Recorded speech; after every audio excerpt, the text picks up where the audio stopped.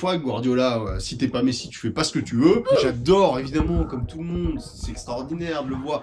Typiquement, un match contre le Real, tu comprends pourquoi il le sort à la 60 ou 65e, et tu te dis, mais en fait, pourquoi il y a que 2 actions dans le match, vraiment, qui sont folles, qui sont d'une qualité dingue, qui sont d'une créativité, où il y a que lui qui peut pratiquement au monde, peut-être 3 joueurs qui peuvent aller chercher la passe, le contrôle, l'espèce de feinte, cette nonchalance, puis d'un seul coup, cette réactivité, parce que maintenant, il l'a vraiment. Il a vraiment le truc de, j'invente un truc, clac, tout de suite, je repropose une solution, et je crée un espace.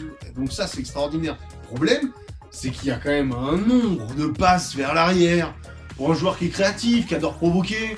Est-ce que c'est le football de Guardiola? Est-ce que c'est se dire, faut quand même pas que j'en fasse trop? Est-ce que c'est se maintenir physiquement? Est-ce que c'est tout simplement, voilà, il a pas la confiance nécessaire? Et t'as tellement envie de le voir jouer son football, t'as tout le temps envie de lui dire, putain, mais prends la balle, vas-y, dribble-le, fais quelque chose, tu vois, invente. Vu que je sais pas ce que tu vas faire et que c'est beau, bah, prends la balle et tente des trucs et plus de pertes de balles. Typiquement, le dernier match que j'ai vu en première ligue, il y a très peu de pertes de balles, très peu. Sur quelques passes en profondeur tentées, mais 3 fois rien.